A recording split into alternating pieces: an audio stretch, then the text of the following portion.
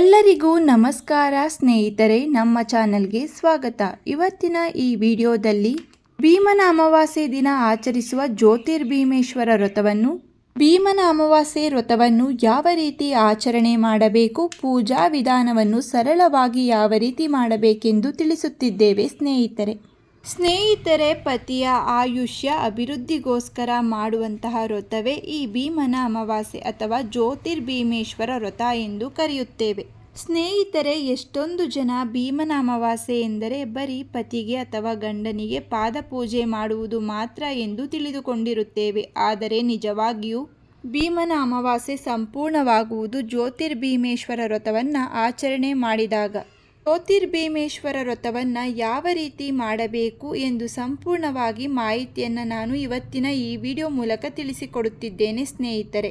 ಇವತ್ತಿನ ಈ ವಿಡಿಯೋದಲ್ಲಿ ನಾನು ಮೊದಲಿಗೆ ಭೀಮನ ಅಮಾವಾಸ್ಯೆ ಯಾವ ದಿನ ಬಂದಿದೆ, ಹಾಗೆ ಯಾವ ಸಮಯದಲ್ಲಿ ಪೂಜೆಯನ್ನು ಮಾಡಬೇಕು ಎಂದು ತಿಳಿಸಿಕೊಡುತ್ತೇನೆ. ಶ್ರಾವಣ ಮಾಸ ಆರಂಭವಾಗುವ ಮೊದಲು ಬರುವ ಅಮಾವಾಸ್ಯೆಯನ್ನು ಭೀಮನ ಅಮಾವಾಸ್ಯೆ ಅಥವಾ ಶ್ರಾವಣ ಅಮಾವಾಸ್ಯೆ ಎಂದು ಕರೆಯುತ್ತೇವೆ. ಬಹಳ ವಿಶೇಷವಾದ ಅಮಾವಾಸ್ಯೆ ಇದು. ಬಹಳ ಶಕ್ತಿಯುತವಾದ ಅಮಾವಾಸ್ಯೆ ಎಂದು ಕೂಡ ಹೇಳಬಹುದು. ಈ ಶ್ರಾವಣ ಅಮಾವಾಸ್ಯೆಯನ್ನು ಪತಿಯರ ಆರೋಗ್ಯ ಅಭಿವೃದ್ಧಿ ಆಯಸ್ಸಿಗೋಸ್ಕರ ಅವರ ಆರೋಗ್ಯ ಎಲ್ಲವೂ ವೃದ್ಧಿಯಾಗಲಿ ಎಂದು ಜ್ಯೋತಿರ್ಭೀಮೇಶ್ವರ ವ್ರತವನ್ನು ಮಾಡಿ ಪೂಜೆ ಮಾಡಿ ಪತ್ನಿಯು ಶಿವ ಪಾರ್ವತಿಯನ್ನು ಕೇಳಿಕೊಳ್ಳುವುದು. ಹಾಗೆ ಜೊತೆಗೆ ಶಿವ ಪಾರ್ವತಿಯರ ಆಶೀರ್ವಾದಗಳನ್ನು ದಂಪತಿಗಳು ಪಡೆದುಕೊಳ್ಳುತ್ತೇವೆ. ಹಾಗಾದರೆ ಈ ಭೀಮನ ಅಮಾವಾಸ್ಯೆ ಅಥವಾ ಜ್ಯೋತಿರ್ಭೀಮೇಶ್ವರ ವ್ರತ ಈ ವರ್ಷ ಯಾವ ದಿನ ಬಂದಿದೆ ಎಂದು ತಿಳಿದುಕೊಳ್ಳೋಣ. ಭೀಮನ ಅಮಾವಾಸ್ಯೆ ಜ್ಯೋತಿರ್ಭೀಮೇಶ್ವರ ವ್ರತವು ಈ ವರ್ಷ 2026ನೇ ಇಸವಿಯಲ್ಲಿ ಆಗಸ್ಟ್ 12ನೇ ತಾರೀಕು 2026ರಂದು ಬುಧವಾರ ಬರುತ್ತದೆ.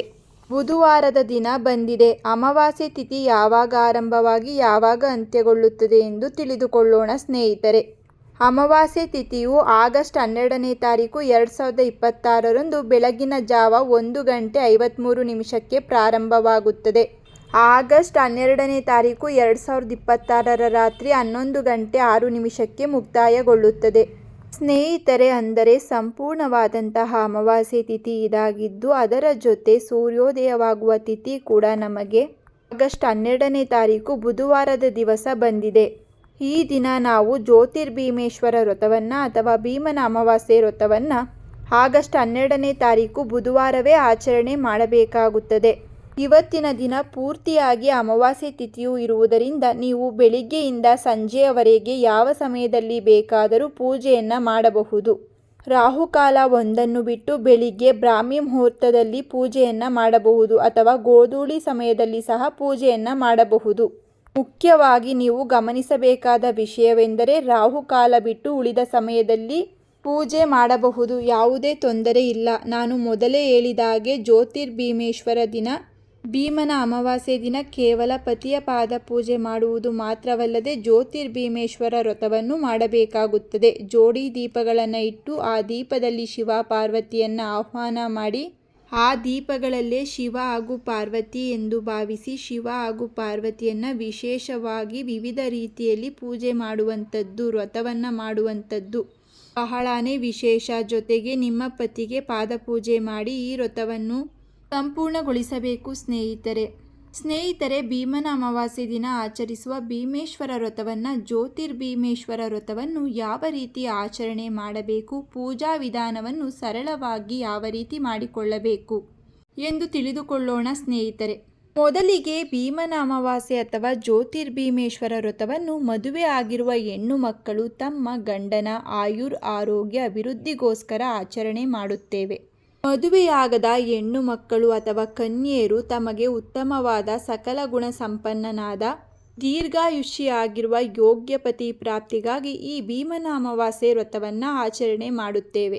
ಸ್ನೇಹಿತರೆ, ಈ ವರ್ಷ 2026ರಲ್ಲಿ ಆಗಸ್ಟ್ 12ನೇ ತಾರೀಕು ಬುಧವಾರ ದಿನವಾಗಿದೆ. ಈ ದಿನ ಆಷಾಢ ಮಾಸದ ಕೊನೆಯ ದಿನ ಅಮಾವಾಸ್ಯೆಯ ದಿನದಂದು ಬಂದಿದೆ. ಈ ದಿನದಂದು ಪುಷ್ಯ ನಕ್ಷತ್ರ ಕೂಡ ಇರುತ್ತದೆ. ಪುಷ್ಯ ನಕ್ಷತ್ರ ಪ್ರಾಪ್ತಿಯಾಗುತ್ತದೆ. ಅದಕ್ಕಾಗಿ ಈ ದಿನ ಪೂಜೆ ಮಾಡಲು ತುಂಬ ಶುಭ ದಿನವಾಗಿದೆ. ಇಷ್ಟೊಂದು ಒಳ್ಳೆಯ ಯೋಗದಲ್ಲಿ ಬಂದಿರುವ ಭೀಮನ ಅಮಾವಾಸ್ಯೆಯ ದಿನ ಜ್ಯೋತಿರ್ಭೀಮೇಶ್ವರ ವ್ರತವನ್ನು ಪೂಜೆಯನ್ನು ಮಾಡುವುದು ತುಂಬಾ ಒಳ್ಳೆಯದು. ಆದ್ದರಿಂದ ಪ್ರತಿಯೊಬ್ಬ ಹೆಣ್ಣು ಮಕ್ಕಳು ಕೂಡ ಜ್ಯೋತಿರ್ಭೀಮೇಶ್ವರ ಪೂಜೆಯನ್ನು ಮಾಡಿ ನಿಮ್ಮ ಪತಿಯ ಉನ್ನತಿಗಾಗಿ ಪೂಜೆ ಮಾಡುವುದರಿಂದ ನಿಮ್ಮ ಇಷ್ಟಾರ್ಥ ಸಿದ್ಧಿಯಾಗುತ್ತದೆ. ಈ ದಿನ ರಾಹುಕಾಲವೊಂದನ್ನು ಬಿಟ್ಟು ಉಳಿದ ಸಮಯದಲ್ಲಿ ಪೂಜೆಯನ್ನು ಮಾಡಬಹುದು. ಭೀಮನ ಅಮಾವಾಸ್ಯೆ ಪೂಜೆ ಮಾಡಲು ಶುಭ ಸಮಯಗಳು. ಮೊದಲನೇ ಮುಹೂರ್ತ ಬೆಳಿಗ್ಗೆ 6:15 ಪ್ರಾರಂಭವಾಗಿ 9:30 ಅತ್ಯುತ್ತಮವಾದ ಶುಭ ಮುಹೂರ್ತವಾಗಿದೆ. ಈ ಸಮಯದಲ್ಲಿ ಪೂಜೆಯನ್ನು ಮಾಡಬಹುದು. ಎರಡನೇ ಮುಹೂರ್ತ ಬೆಳಿಗ್ಗೆ 9:30ದಿಂದ 11:30 ಸಮಯವಿರುತ್ತದೆ. ಇದು ಕೂಡ ಉತ್ತಮವಾದ ಸಮಯವಾಗಿದೆ. ಸಂಜೆ ಪ್ರದೋಷ ಕಾಲ 5:45ದಿಂದ 7:15 ತುಂಬ ಶುಭವಾದ ಸಮಯ ಇರುತ್ತದೆ. ಈ 3 ಶುಭ ಸಮಯದಲ್ಲಿ ಪೂಜೆಯನ್ನು ಮಾಡುವುದು ತುಂಬ ಒಳ್ಳೆಯದು.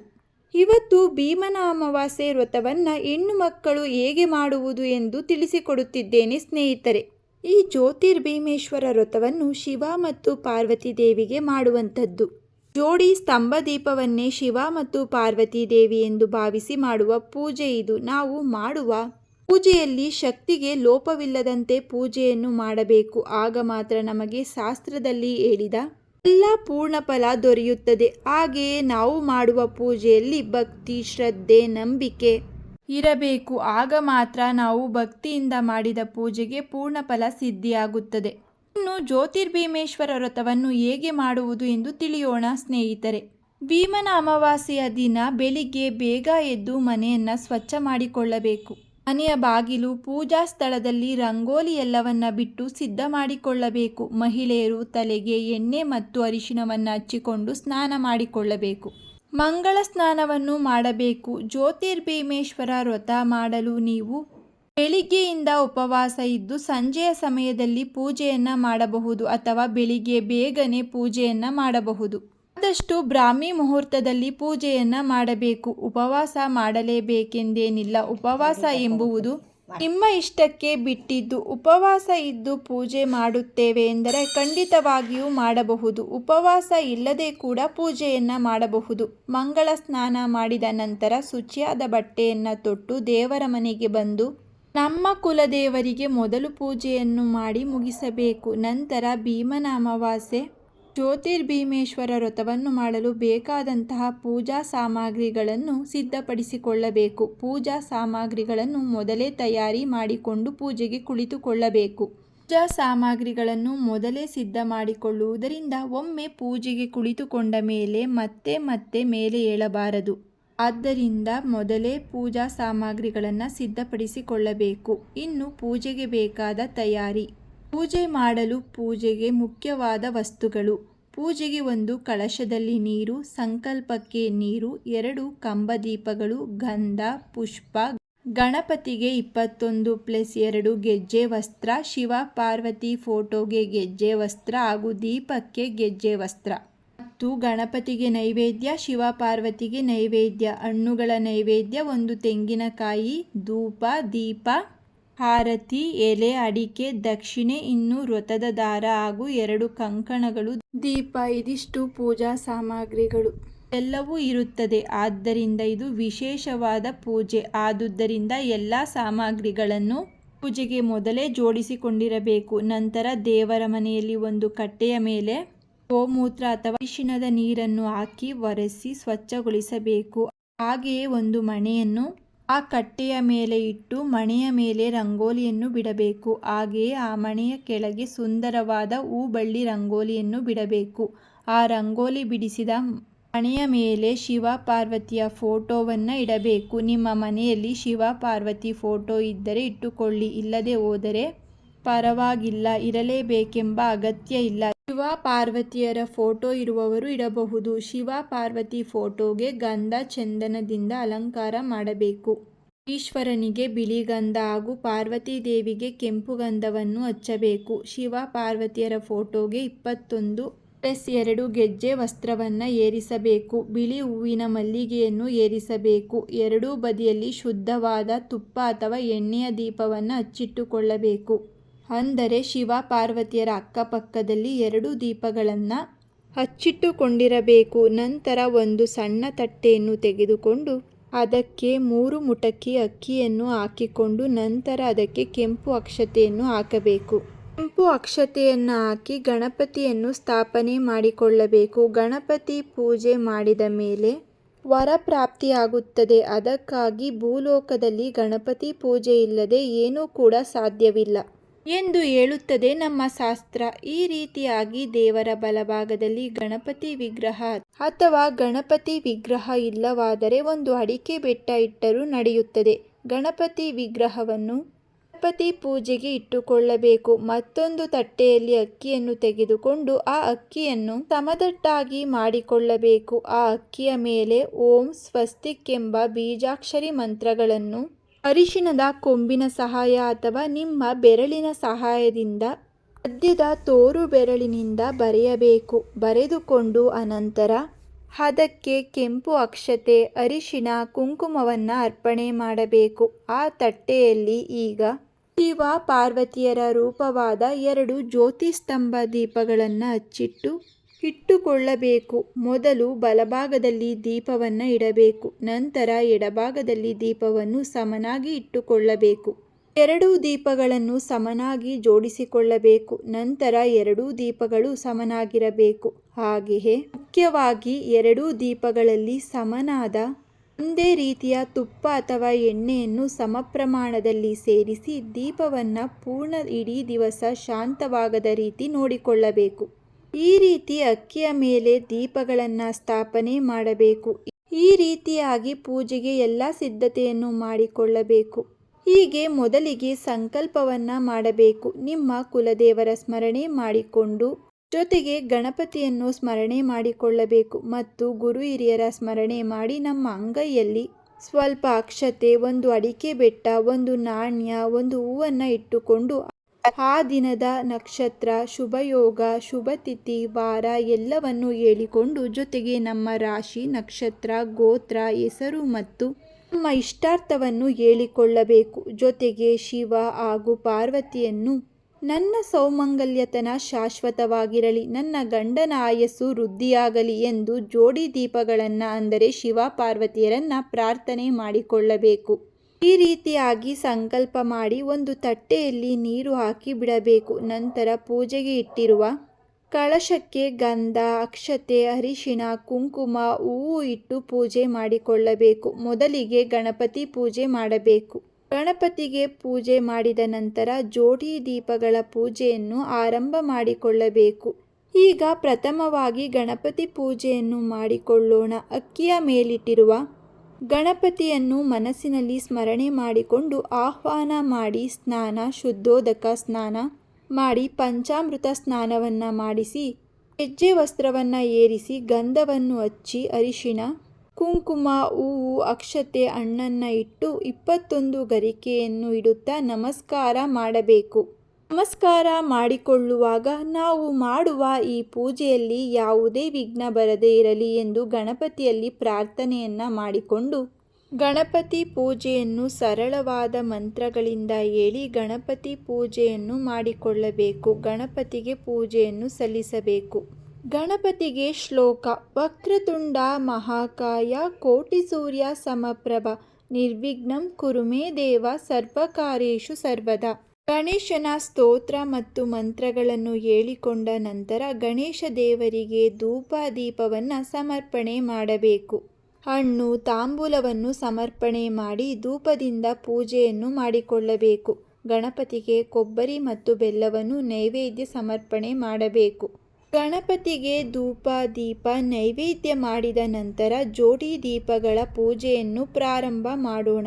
ಬಲಗೈಯಿಂದ ಈ 2 ದೀಪಗಳನ್ನು ಮುಟ್ಟಿ ಶಿವ ಪಾರ್ವತಿ ದೇವರ ಆಹ್ವಾನವನ್ನು ಮಾಡಿಕೊಳ್ಳಬೇಕು. ಆಹ್ವಾನ ಮಾಡಿ ಅಕ್ಷತೆ ಹಾಕಬೇಕು. ಸ್ತಂಭ ದೀಪಕ್ಕೆ 1 ಹೂವನ್ನು ತೆಗೆದುಕೊಂಡು ಕಳಶದ ನೀರಿನಿಂದ ಆ ಹೂವನ್ನು ಅದ್ದಿ ದೀಪದ ಕೆಳಗೆ ಸ್ನಾನಿಯಂ ಎಂದು ಆ ಹೂವನ್ನು ಅಲ್ಲೇ ಇಡಬೇಕು. ನಂತರ ಮತ್ತೊಂದು ಹೂವನ್ನು ತೆಗೆದುಕೊಂಡು ಪಂಚಾಮೃತ ಸ್ನಾನವನ್ನು ಮಾಡಿಸಬೇಕು. ಮತ್ತೊಂದು ಹೂವಿನಿಂದ ಶುದ್ಧೋದಕ ಸ್ನಾನವನ್ನು ಮಾಡಿಸಬೇಕು. ಗೆಜ್ಜೆ ವಸ್ತ್ರವನ್ನು ಏರಿಸಬೇಕು. ಇನ್ನು ದೀಪಸ್ತಂಭದ ಬಲಭಾಗದಲ್ಲಿ ಶಿವನಿಗೆ ಬಿಳಿ ಗಂಧ ಏರಿಸಬೇಕು. ಎಡಭಾಗದಲ್ಲಿ ಪಾರ್ವತಿ ದೇವಿಗೆ ಕೆಂಪು ಗಂಧವನ್ನು ಏರಿಸಬೇಕು. ಈ 2 ದೀಪಗಳನ್ನು ನಾವು ಸಾಕ್ಷಾತ್ ಶಿವ ಹಾಗೂ ಪಾರ್ವತಿ ಎಂದು ಭಾವಿಸಿ ಪೂಜೆ ಮಾಡುವಂಥದ್ದು. ಹಾಗಾಗಿಯೇ ಈ ಎರಡೂ ದೀಪಗಳಿಗೆ 2 ಅರಿಶಿಣದ ಕೊನೆಯನ್ನು ಕಟ್ಟಬೇಕು. ಜೋಡಿ ದೀಪಕ್ಕೆ ಅರಿಶಿಣ, ಕುಂಕುಮವನ್ನು, ಅಕ್ಷತೆಯನ್ನು ಹಾಕಬೇಕು. ಹಾಗೆ ಹೂವು ಪತ್ರೆಯನ್ನು ಸಮರ್ಪಣೆ ಮಾಡಬೇಕು. ಜೊತೆಗೆ 5, 9, 10, 12 ಎಳೆಯ ದಾರವನ್ನು ಅರಿಶಿಣ ಮತ್ತು ಹಾಲಿನಿಂದ ಕಲಸಿ ವ್ರತದ ದಾರವನ್ನು ಸಿದ್ಧಪಡಿಸಿಕೊಳ್ಳಬೇಕು. ಈ ವ್ರತದ ದಾರವನ್ನು ವೀಳ್ಯದೆಲೆಯ ಮೇಲೆ ಇಟ್ಟು ದೀಪದ ಕೆಳಗೆ ವ್ರತದ ಪೂಜೆ ಮಾಡುವ ಸ್ಥಳದಲ್ಲಿ ವ್ರತದ ದಾರಕ್ಕೆ ಅರಿಶಿಣ, ಕುಂಕುಮ, ಅಕ್ಷತೆ, ಹೂವು ಇಟ್ಟು ವ್ರತದ ದಾರಕ್ಕೆ ಪೂಜೆ ಮಾಡಿಕೊಳ್ಳಬೇಕು. ವ್ರತದ ದಾರವನ್ನು ಜ್ಯೋತಿರ್ಲಿಂಗಗಳ ಪ್ರತೀಕ ಗೌರಿ ದಾರವೆಂದು ಕರೆಯುತ್ತೇವೆ. ವಿವಾಹಿತ ಮಹಿಳೆಯರು ಶಿವ ಪಾರ್ವತಿ ಪೂಜೆಯ ನಂತರ ಪತಿಯ ಪಾದ ಪೂಜೆ ಮಾಡುವಾಗ ಅವರಿಗೆ ಈ ಗೌರಿ ದಾರವನ್ನು ಕೈಗೆ ಕಟ್ಟಿಕೊಳ್ಳಬೇಕು. ಅವಿವಾಹಿತೆಯರು ತಮ್ಮ ತಾಯಿಯಿಂದ ಆಶೀರ್ವಾದವನ್ನು ಪಡೆದು ಅವರ ಕೈಯಿಂದ ಈ ಕಂಕಣವನ್ನು ಕಟ್ಟಿಸಿಕೊಳ್ಳಬೇಕು. ನಂತರ ಜೋಡಿ ದೀಪವನ್ನು ಪೂಜೆ ಮಾಡಲು ಶುರು ಮಾಡೋಣ.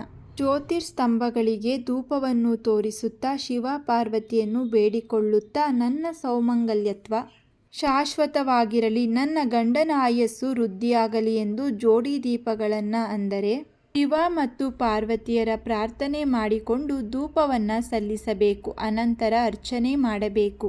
ಅರ್ಚನೆ ಮಾಡುವಾಗ ಶಿವ ಪಾರ್ವತಿಯರ ಅಷ್ಟೋತ್ತರವನ್ನು ಹೇಳಿಕೊಂಡು ಶಿವ ಮತ್ತು ಪಾರ್ವತಿಯರ ಅಷ್ಟೋತ್ತರ ನಾಮಗಳನ್ನು ಹೇಳಿ ಪೂಜೆಯನ್ನು ಮಾಡಬೇಕು. ಪೂಜೆ ಮಾಡುವಾಗ ಬಿಡಿ ಹೂವಿನಿಂದ ಅಥವಾ ಅಕ್ಷತೆಯಿಂದ ಅರ್ಚನೆ ಮಾಡಬಹುದು. ಅರ್ಚನೆ ಆದ ಮೇಲೆ ದೀಪ ಧೂಪವನ್ನು ತೋರಿಸಿ ಅನಂತರ ನೈವೇದ್ಯ ಮಾಡಬೇಕು. ನೈವೇದ್ಯಕ್ಕೆ ಇಟ್ಟಿರುವ ಕಾಯನ್ನು ಹೊಡೆಯಬೇಕು. ಹಣ್ಣುಗಳ ತೊಟ್ಟನ್ನು ಮುರಿಯಬೇಕು. ತಾಂಬೂಲವನ್ನು ದೇವರಿಗೆ ಸಮರ್ಪಣೆ ಮಾಡಬೇಕು. ನೈವೇದ್ಯವನ್ನು ಮಾಡಬೇಕು. ಶಿವ ಪಾರ್ವತಿ ದೇವರ ನೈವೇದ್ಯಕ್ಕೆ ಮೊಸರನ್ನ, ಕರಿಕಡಬು, ಕೋಸಂಬರಿ, ಅಂಬಿಟ್ಟು, ಪಾಯಸ, ಕಡಲೆ, ಹುಸಲಿ ಇನ್ನು ಮುಂತಾದ ಸಿಹಿ ಎಲ್ಲವನ್ನು ನೈವೇದ್ಯ ಮಾಡಬಹುದು. ಏನೂ ನೈವೇದ್ಯ ಮಾಡಲು ಸಾಧ್ಯವಾಗದವರು ಹಣ್ಣು ಮತ್ತು ಹಾಲನ್ನು ಇಟ್ಟು ನೈವೇದ್ಯ ಮಾಡಬಹುದು. ಪೂಜೆ ಮಾಡುವಾಗ ಶಿವ ಪಾರ್ವತಿಗೆ ದೀಪ ಧೂಪ ಮಾಡಬೇಕು. ಪೂಜೆ ಮಾಡಬೇಕು. ಉಮಾ ಮಹೇಶ್ವರರಿಗೆ ಪೂಜೆಯನ್ನು ಮಾಡಬೇಕು. ಧೂಪ ದೀಪದ ನಂತರ ಧೂಪವನ್ನು ತೋರಿಸಿ ನಂತರ ಆರತಿಯನ್ನು ಮಾಡಿ ಜ್ಯೋತಿರ್ಭೀಮೇಶ್ವರ ವ್ರತವನ್ನು ಸಂಪೂರ್ಣಗೊಳಿಸಿದ ನಂತರ ನೀವು ನಿಮ್ಮ ಗಂಡನ ಪಾದಪೂಜೆ ಮಾಡಬೇಕು. ನೀವು ನಿಮ್ಮ ಗಂಡನ ಪಾದಪೂಜೆ ಮಾಡುವ ಸಂದರ್ಭದಲ್ಲಿ ನೀವು ನಿಮ್ಮ ಗಂಡನ ಕೈಯಲ್ಲಿ ಕಂಕಣವನ್ನು ಕಟ್ಟಿಸಿಕೊಳ್ಳಬೇಕು ಹಾಗೂ ನೀವು ಅವರಿಗೆ ಕಂಕಣವನ್ನು ಕಟ್ಟಬೇಕು. ಅನಂತರ ಅವರಿಗೆ ನೀವು ಪಾದಪೂಜೆಯನ್ನು ಮಾಡಬೇಕಾಗುತ್ತದೆ. ಈ ವ್ರತವನ್ನು ಸಂಪೂರ್ಣಗೊಳಿಸಿದ ನಂತರ ನೀವು ನಿಮ್ಮ ಗಂಡನ ಪಾದಪೂಜೆಯನ್ನು ಮಾಡಬಹುದು. ಪೂಜೆ ಆದ ಮೇಲೆ ಗಂಡನ ಕಾಲು ತೊಳೆದು ಪಾದಪೂಜೆ ಮಾಡಬೇಕು. ಸಿಹಿಯನ್ನು ತಿನ್ನಿಸಿ ಊಟಕ್ಕೆ ಬಡಿಸಬೇಕು. ಗಂಡನ ಪಾದಪೂಜೆ ಭೀಮನ ಅಮಾವಾಸ್ಯೆಯ ದಿನ ವಿಶೇಷವಾದದ್ದು. ಅವರ ಆಯುಷ್ಯ ಅಭಿವೃದ್ಧಿಗೋಸ್ಕರ ಹೆಣ್ಣು ಮಕ್ಕಳು ಈ ವಿಶೇಷವಾದ ಪೂಜೆಯನ್ನು ಮಾಡುವುದು. ಗಂಡ ನಮಗೆ ಅನಂತ ಫಲವನ್ನು ಕೊಡುವವರು. ವಿಶೇಷವಾಗಿ ಅವರಿಗೆ ಪಾದಪೂಜೆ ಮಾಡಿದರೆ ಅವರ ಆಯುಷ್ಯ ಕೂಡ ಹೆಚ್ಚಾಗುತ್ತದೆ. ನಮಗೆ ಸೌಭಾಗ್ಯತ್ವವೂ ಹೆಚ್ಚಾಗುತ್ತದೆ. ಜ್ಯೋತಿರ್ಭೀಮೇಶ್ವರ ವ್ರತವನ್ನು ಮಾಡಿ ಪತಿಯ ಪಾದಪೂಜೆ ಮುಗಿಸಿದ ನಂತರ ಸಂಜೆಯ ಸಮಯದಲ್ಲಿ ನೀವು ವಿಸರ್ಜನೆ ಮಾಡುವ ಮುಂಚೆ ಕೆಂಪು ನೀರಿನ ಆರತಿಯನ್ನು ಮಾಡಿ ವಿಸರ್ಜನೆ ಮಾಡಬೇಕು. ಈ ರೀತಿ ಸಂಪ್ರದಾಯದಿಂದ ನೀವು ಭೀಮನ ಅಮಾವಾಸ್ಯೆ ಪೂಜೆಯನ್ನು ಮಾಡಿದರೆ ನೀವು ಪೂರ್ಣ ಪ್ರಮಾಣದ ಫಲವನ್ನು ಪಡೆಯಬಹುದು. ಈ ಪೂಜೆಯ ಹಿನ್ನೆಲೆಯ ಬಗ್ಗೆ ಒಂದು ಸುಂದರವಾದ ಕಥೆ ಇದೆ. ಆ ಕಥೆಯ ಮೂಲಕ ನಮಗೆ ಈ ಪೂಜೆಯ ವಿಶೇಷತೆ ತಿಳಿಯುತ್ತದೆ. ಈ ಕಥೆಯನ್ನು ನನ್ನ ಮುಂದಿನ ವಿಡಿಯೋದಲ್ಲಿ ತಿಳಿಸುತ್ತೇವೆ ಸ್ನೇಹಿತರೆ. ಇವತ್ತಿನ ಈ ವಿಡಿಯೋದಲ್ಲಿ ಭೀಮನ ಅಮಾವಾಸ್ಯೆ ಜ್ಯೋತಿರ್ಭೀಮೇಶ್ವರ ವ್ರತದ ಸಂಪೂರ್ಣ ಪೂಜಾ ವಿಧಾನವನ್ನು ತಿಳಿಸಿಕೊಟ್ಟಿದ್ದೇವೆ. ಇವತ್ತಿನ ಈ ಮಾಹಿತಿ ನಿಮಗೆ ಇಷ್ಟವಾಗಿದ್ದಲ್ಲಿ ಈ ವಿಡಿಯೋವನ್ನು ಲೈಕ್ ಮಾಡಿ, ಹಾಗೆ ನಿಮ್ಮ ಫ್ಯಾಮಿಲಿ ಮತ್ತು ಫ್ರೆಂಡ್ಗೆ ಶೇರ್ ಮಾಡಿ. ಇದೇ ರೀತಿಯ ಮತ್ತಷ್ಟು ಮಾಹಿತಿಗಾಗಿ ನಮ್ಮ ಚಾನಲನ್ನು ಸಬ್ಸ್ಕ್ರೈಬ್ ಮಾಡಿಕೊಳ್ಳಿ. ಮತ್ತೆ ಸಿಗೋಣ ಮತ್ತೊಂದು ಮಾಹಿತಿಯ ಮೂಲಕ. ಎಲ್ಲರಿಗೂ ಧನ್ಯವಾದಗಳು.